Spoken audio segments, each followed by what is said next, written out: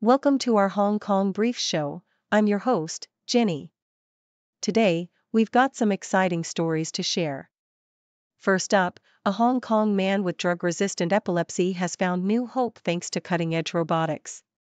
Using minimally invasive, robot-guided surgery at Queen Mary Hospital, he's been seizure-free for a month. This innovative tech is changing the game by making brain surgery more precise and less uncomfortable, encouraging more patients to seek help.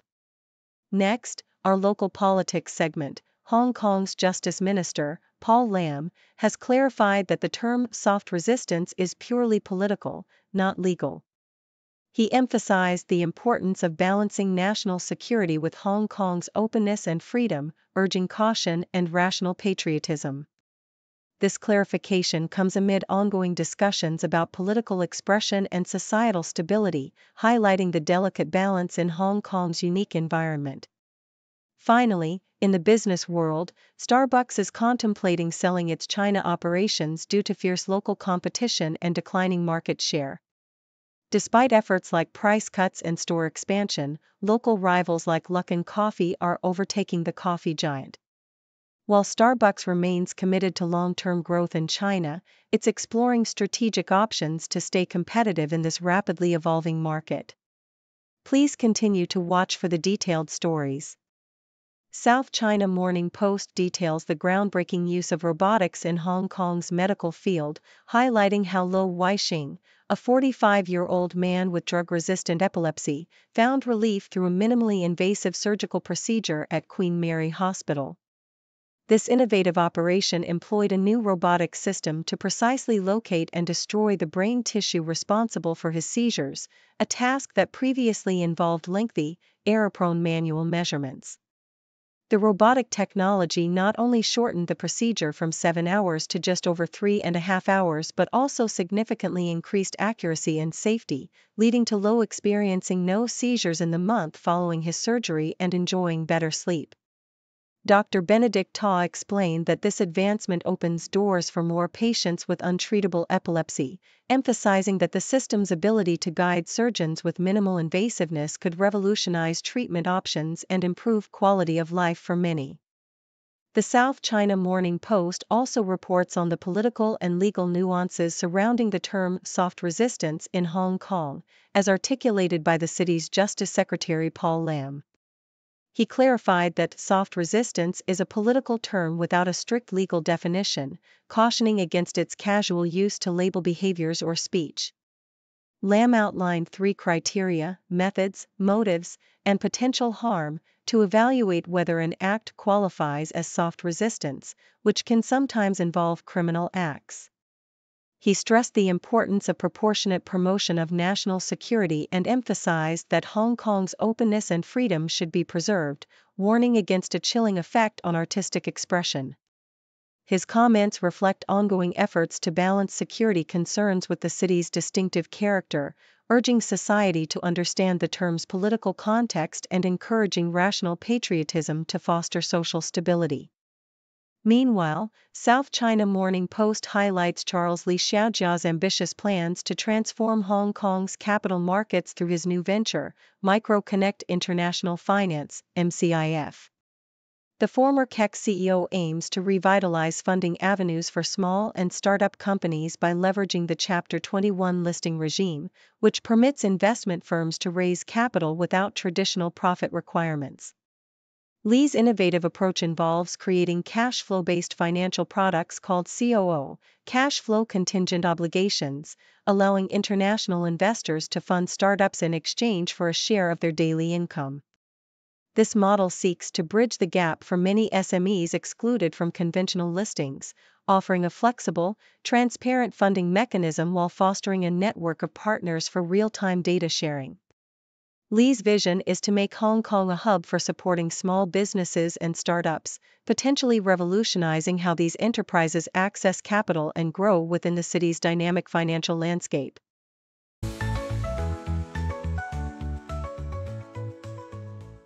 The South China Morning Post paints a picture of a Hong Kong property market caught in a delicate balance, with recent data showing modest signs of activity but little hope for a significant rebound in home prices this year.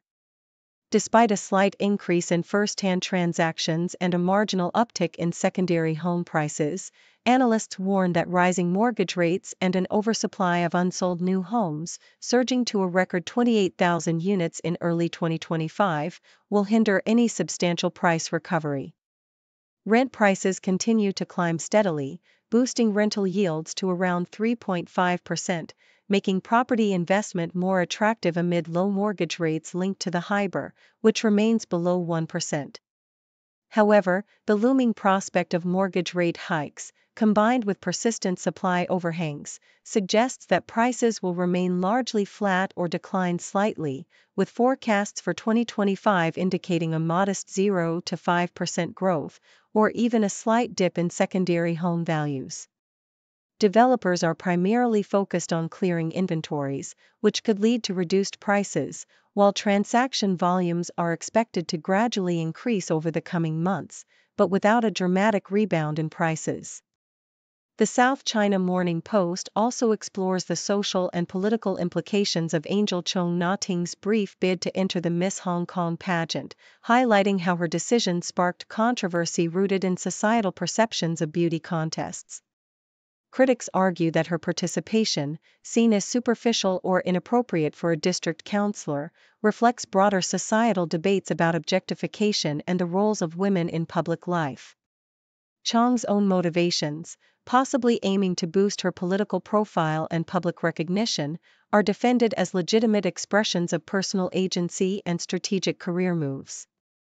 The article challenges readers to consider how societal judgments about appearance and ambition mirror other areas of life, such as job interviews and leadership roles, prompting reflection on whether superficial criteria influence success and how societal values shape our perceptions of competence and worth.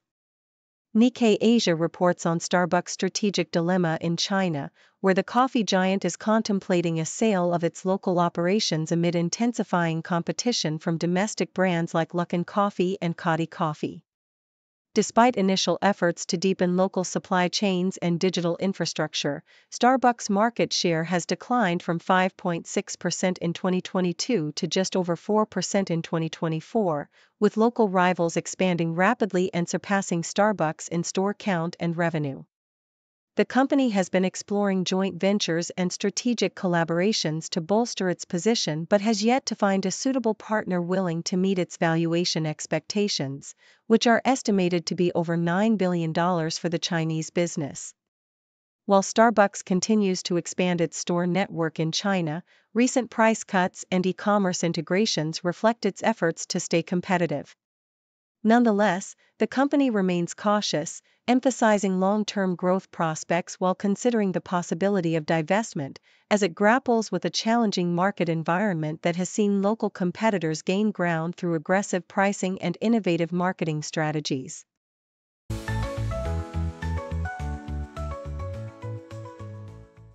South China Morning Post vividly captures the current turbulence in Hong Kong's financial landscape, highlighting the city's stock market decline amid China's manufacturing struggles and looming U.S. trade deadlines.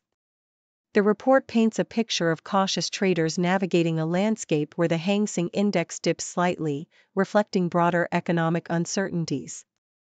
Despite the downturn, there's a glimmer of resilience, with the tech sector showing modest gains and mainland Chinese indices inching upward.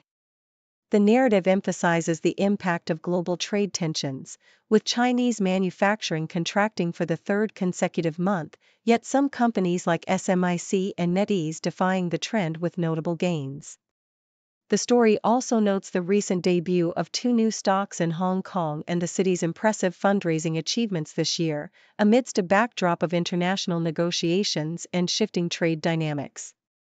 South China Morning Post provides an engaging overview of China's new policy extending tax refunds to inbound tourists, illustrating the government's strategic move to boost domestic consumption.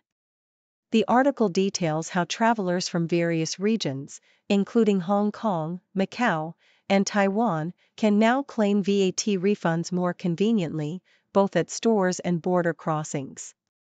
It vividly describes the process, carrying credit cards, signing agreements, and showing passports, making the refund experience more accessible. The piece highlights the potential economic benefits, noting a significant increase in refund transactions and store sales during recent months, and explains that most goods qualify for refunds, with exceptions like cultural relics and precious metals. The narrative underscores China's ambition to expand this program nationwide, positioning it as a tool to invigorate the economy by encouraging more spending from international visitors. The South China Morning Post's feature on Hong Kong's neon art scene is a heartfelt tribute to the city's luminous heritage, blending history, craftsmanship, and contemporary artistry. It vividly describes Wang Qinhua, an 84-year-old neon master, meticulously shaping glass tubes filled with noble gases, a craft honed over 5 decades.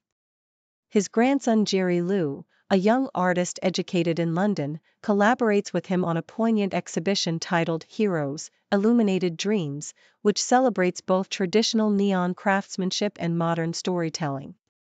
The exhibition features neon sculptures inspired by Chinese mythology, Japanese anime, and superhero themes, an homage to Hong Kong's luminous past and the legacy of artisans like Wang.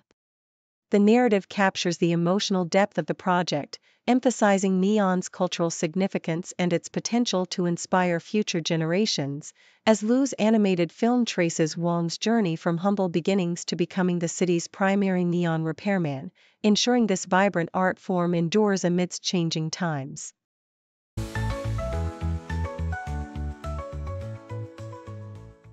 The Nikkei Asia reports that Tokyo is rapidly becoming a new hub for Chinese-language publishing, driven by the tightening grip of China's censorship and the political repression in Hong Kong.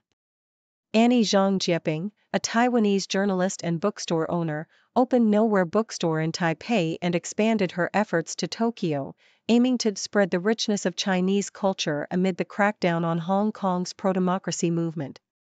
Meanwhile, refugees from mainland China, like Zhao Guojun, who fled Beijing with his family and opened Outsider Bookstore in Tokyo's Jimbocho district, are contributing to this vibrant scene, often motivated by personal safety and a desire to preserve intellectual freedom.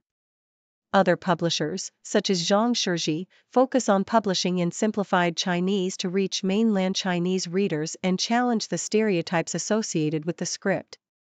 These efforts are complemented by institutions like the One-Way Street Bookstore in Ginza, founded by Chinese intellectual Su Ziyuan, which serves as a cultural salon rather than a political platform. Experts like Tomoko Ako highlight that Japan's relatively open environment, low living costs, and ease of immigration have unintentionally fostered this burgeoning Chinese-language literary community, despite obstacles like local regulations and potential political pressures from Beijing. This evolving ecosystem signifies a broader movement of Chinese intellectual and literary expression finding refuge and growth outside mainland China, especially in a country where freedom of speech remains protected. CNN reports on Alphabot 2, a humanoid robot developed by AI Superscript 2 Robotics in Shenzhen, China, that demonstrates remarkable embodied AI capabilities by engaging in a simple game of dice with conference attendees in Macau. Unlike traditional robots that require extensive programming, Alphabot 2 learns quickly, just 5 to 10 samples, and can interpret instructions and respond interactively, including giving a thumbs up when winning. This breakthrough exemplifies the rapid advancement of embodied AI, which integrates artificial intelligence into physical entities, allowing them to understand and adapt to their environment. As China heavily invests in this technology, with over 200 companies in Shenzhen alone, the vision is to eventually develop household robots capable of fetching tea, cleaning dishes, and assisting with daily chores, although current models remain expensive and face safety and privacy challenges. Experts predict that within 5 to 10 years, these robots will become more accessible and useful at home, learning along the way and potentially becoming a common fixture in every family. South China Morning Post highlights Hong Kong's dominant position as a global IPO hub, overshadowing Singapore, which struggles to match its neighbors' market size and liquidity. Despite Singapore's efforts to revive its market with incentives and a burgeoning tech ecosystem, Hong Kong's impressive $13.2 billion raised through 38 deals this year underscores its continued appeal. Notable listings like IFBH, a Thai coconut water company, and biotech firm Merck's demonstrate the deep liquidity and valuation potential available in Hong Kong's market, which boasts a market capitalization of $6.5 trillion. Meanwhile, Singapore's market, worth about $488 billion, faces liquidity constraints and a heavy reliance on state-linked entities, making it less attractive for independent, market-driven listings. Nonetheless, Singapore is actively seeking to attract more international capital through tax incentives and strategic listings, aiming to double its market cap by 2030. Both financial centers are poised to thrive as they cater to different needs, Hong Kong with its liquidity and size, and Singapore with its regional connectivity and growth potential. At Wimbledon, Zheng Qinwen is gearing up to overcome her past first-round hurdles, expressing confidence and preparedness for her match against Katerina Siniakova, a formidable opponent with a history of success on grass and multiple Wimbledon doubles titles. Having reached the third round in her debut last year, Zheng is now in good form after a semi-final appearance at Queen's Club and a recent injury setback. She acknowledges the challenge posed by Siniakova's flat shots on grass but is determined to be fully prepared this time. Zheng's journey could lead her to face notable players like Naomi Osaka or Aryna Sabalenka, with her team now strengthened by the addition of experienced coach Francisco Roig. Meanwhile, other Chinese players like Wang Xinyu and Yuan Yu are also competing, marking China's ongoing presence at the tournament. Zheng's focus remains on her physical readiness and tactical improvements, aiming to break her early exit streak and make a significant run in the prestigious tennis event.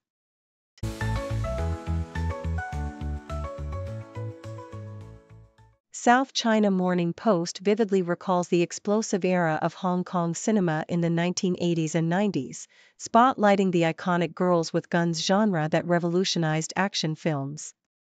This genre showcased fierce women armed with guns and martial arts prowess, delivering relentless, adrenaline-pumping sequences that blurred the line between stunt work and real danger. Stars like Michelle Yeoh, Maggie Cheung, Yukari Oshima, and Jade Leung became legends through their daring stunts and gritty performances, often risking their lives with real explosions, high-speed chases, and jaw-dropping fight scenes. Films such as Yes, Madam and Angel not only cemented their fame but also pushed the boundaries of cinematic violence, challenging traditional notions of femininity by depicting women as powerful, combat-ready heroes. Despite the physical toll and injuries sustained by these actresses, their fearless performances laid the groundwork for future female action stars and transformed Hong Kong into a global hub for martial arts cinema, characterized by its daring stunts, inventive storytelling, and a breakneck production pace that would eventually lead to market saturation and genre fatigue. The South China Morning Post further explores how the cinematic wave, fueled by talented stunt performers and innovative directors, came to embody a unique blend of spectacle and rebellion. The genre's roots trace back to pioneering actresses like Cheng Pei and Angela Mao Ing, who defied gender stereotypes long before Hollywood embraced similar themes. The era's filmmakers thrived on pushing limits, sometimes at the expense of safety, resulting in spectacular, often dangerous stunts that thrilled audiences worldwide. However, as the genre expanded rapidly, the relentless production schedules and increasing physical risks led to burnout and injuries, with stars like Michelle Yeoh and Maggie Cheung enduring real scars from their daring roles. The genre's decline coincided with changing audience tastes and the rise of more restrained or different types of films, yet its influence persists, with stars and filmmakers reflecting on their fearless pasts. Today, the legacy of Girls with Guns endures as a testament to Hong Kong's audacious cinematic spirit, blending martial arts, action, and female empowerment into a groundbreaking cultural phenomenon. Thank you for tuning in.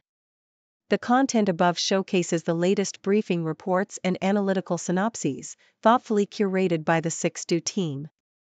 These insights stem from a wide array of reputable media outlets, think tanks, government sources, and specialized experts worldwide. We encourage you to explore these sources for a comprehensive perspective. Keep in mind that while the content may not always align with the official standpoint of 6Do Brief, it's not meant to be taken as absolute directives for decision-making. Comprising seasoned media professionals, learned scholars, and accomplished scientists, the 6Do team embodies a trailblazing, fully independent media entity. To customize 6Do Brief to meet your professional needs, you have the option to subscribe to a diverse array of briefings on our website, 6dobrief.com. Regardless of your location, you can conveniently receive 6Do Brief via email. Stocks to rise and sometimes shiver. Economy goes up and down. In this game we wear the crown.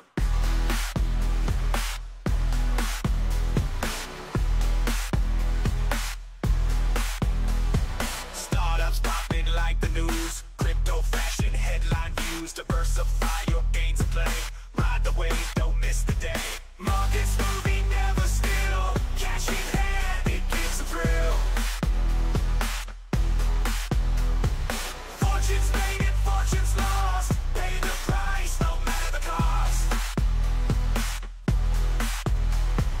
Traders hustling 9 to 5. In the numbers we all thrive. Interest rates, they steal the show. Up and down, they always go. Recession tails, inflation tails. Smooth and rocky market trails. Bears and bulls, they lead the dance. Every move a risky chance. Markets moving, never still. Cash in hand, it gives a thrill.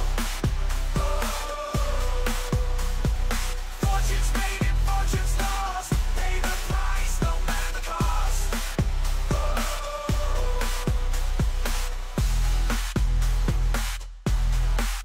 Recession tails, inflation tails, smooth and rocky market trails. Bears and bulls, they lead the dance. Every move a risky chance.